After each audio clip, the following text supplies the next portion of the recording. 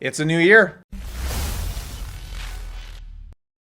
What's up, guys? Enter my channel, Gear Inc., where I get to share what I'm passionate about with you. To my channel, that's PC Tech, Games, and Gear. Can't wait to dive into the tech news. There's some juicy stuff to go over today. And just remember, I am going to continue to do new giveaways, things like that. How those happen is supporting me through watching my videos, but also through the affiliate link that's in every one of my videos. So if you see a product to review or if you want to support me, go ahead and do it that way, because all of that money is what directly funds giveaway, because it's all directly out of pocket. I have no sponsorships whatsoever, at least not yet. So first thing on the agenda, the 4070 Ti has officially been leaked all over the place. We're going to expect this to come out at CES. This is a 12 gigabyte as far as VRAM, GPU, and it looks pretty performative. In some slides that leaked from Nvidia, and then as well as some kind of other objective stuff, it looks like it's going to trade directly with the 39 Ti, which makes it a very good value.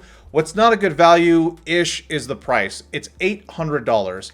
So the problem right now is that GPU pricing has gotten so extravagant, not just because inflation from COVID and things like that, but literally because the supply and demand of things has also gotten out of whack and driven up costs, just basic economics essentially. But Nvidia has gotten so used to charging us these crazy amounts of money that people have now gotten used to paying it. So if you look at this from a last generation perspective, $800 for a card that performs like a 3090 Ti, even though it's got half the amount of VRAM, is a very good value.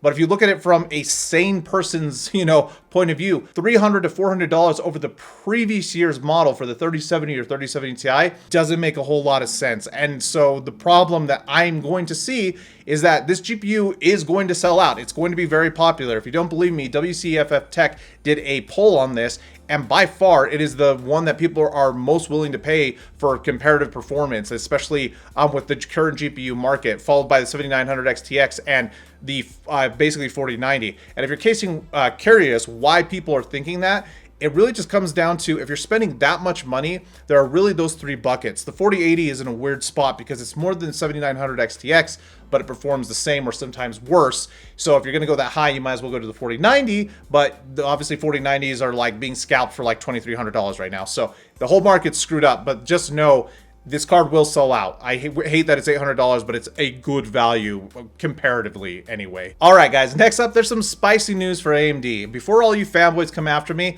I just want you to know I have two AMD systems currently. My last system was AMD. I'm currently on Intel, but that's just because I wanted the slight gaming up over what I had before. I use Nvidia, I use Intel, I use AMD. I'm not a fanboy. I think fanboying is super dumb because you can't be objective, and I'm about value and performance. I don't care who makes the product. That being said, AMD's in a little bit of a sticky situation. So they have come out saying that they are going to address their concerns with these really hot 7900 XTX reference models, essentially saying that if, for whatever reason, they're not performing what they should be within spec, they will honor RMA. The issue is that I think most users feel that 110 degrees Celsius is not within spec, regardless of what AMD says.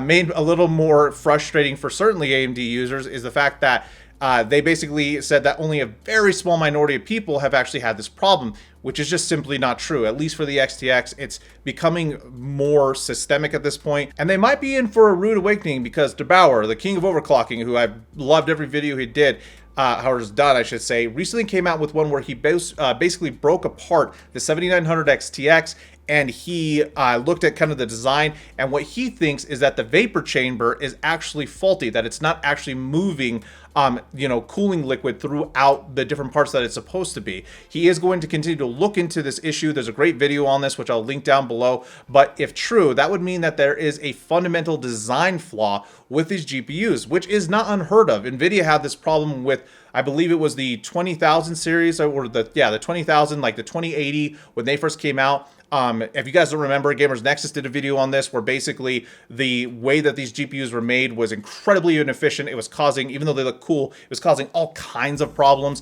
And so if that's the situation, it could be like a total recall for like these 7900 XTX reference models. And so you may want to wait a little bit before you purchase one. But hey, just so you know, like there are things afoot, and AMD just needs to take accountability, quite honestly. Now, speaking of, making sure you're making a good decision when you're buying hardware, something that's kind of cool is there's a company called Sugar out of the Philippines, which is essentially a hardware provider, which released, 4 years of data on transparency on which products they've sold that have had problems, essentially had to come back for RMA. It's fairly illuminating, although obviously it's not a great depth of different hardware and it's not long. So we're only dealing with the most recent generation of stuff. So we don't really have enough data to draw, any final conclusions. But basically GPUs were the thing that got RMA'd the most. Gigabyte was the worst offender with 5% of what they sold essentially coming back. And then there were other things like coolers that, had no problems at all. I really love this idea. I think that, again, in terms of accountability, if hardware providers, not obviously manufacturers, but companies that sell them, had the numbers to show like, hey, this is how much of this model we get back, I think it would be healthy for the industry overall. I do completely understand, however, working for a company in the industry, that if you badmouth one of the bigger names, I'm not going to say who they are, let's just say that their colors are green, red, and blue, they can destroy your company. Like that. You won't get product, you'll basically be blacklisted, or potentially, a rep will come out to you and say, hey, like what you said, like obviously this is not in line with our message, or whatever bull crap they want to push on you. It's a really, really like touchy thing, but I do like that they're showing more transparency. I hope to see more of it. It's all AMD today. So AMD also leaked out their new CPU lineup. These are going to be their non-X CPUs, which are great because they're at a lower price point. They should still be overclockable, and they also are going to draw less TDP, which has been one of the biggest things, that the new AMD CPUs run hot and suck up a lot of wattage. So those are all fantastic points.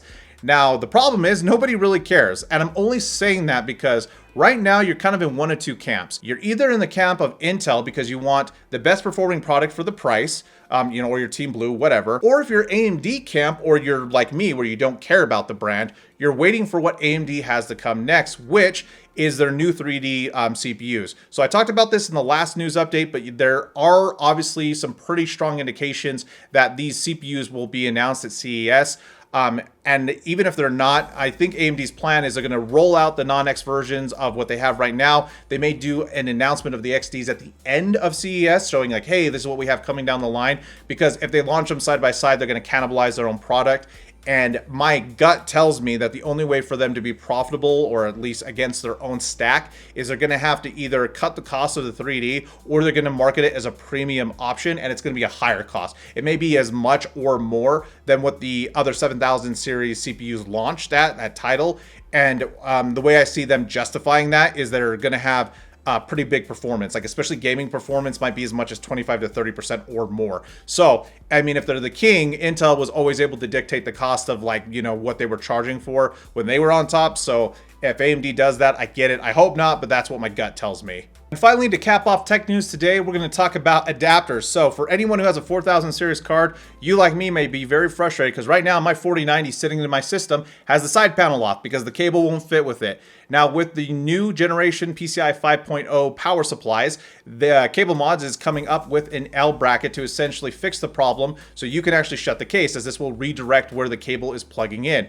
Obviously, we're very hesitant to do any cable bending due to the amount of Nvidia GPUs that melted, or the power cables anyway melted, and people obviously are waiting for a better solution. However, originally we were hoping that this was going to come out, but CableMod recently said that they're most likely not going to get this out to market until February, which, hey, I get it. As long as it works, I'm fine with it off right now. Now, some people, this is kind of a hot topic because some people are like, well, I leave the side panel off anyway for as much air into the case as possible. Other people don't want that because they want to keep out dust. I personally blow out my case every 1 to 2 weeks, so it's not an issue for me. I keep dust off of it, like I constantly blow it out. But I do want the side panel on for aesthetics, but also because I have a 5-year-old. So like us who have kids, like just having the computer on and open, even when I'm down here working, like my son wants to come say hi, he wants to play around me.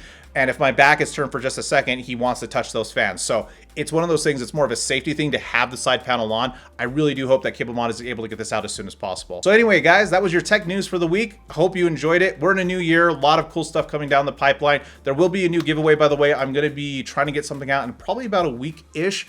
I haven't decided what it's going to be, but I want it to be good. I don't know if it's going to be as good as the GPU giveaway that we just did, but something good. Something like, again, I'm going to stay away from gift cards. I want these giveaways to be hardware related as much as possible because I want to reward people who have my same interest. When I've done gift cards like Amazon, I think it's great because you get to go buy a computer part, but I get tons of people who quite honestly have no interest in gaming or computer hardware or anything, and I kind of want to serve the fans because you're the guys who keep coming back to my videos and supported me over the last couple of years, so that's what I want to do. Anyway, if you like this video, leave me a big thumbs up. Thought it was terrible, leave me a thumbs down. Remember to get subscribed, hit that bell icon so you know when these videos drop next. As always, I hope to see every single one of you next time here on Geared Inc.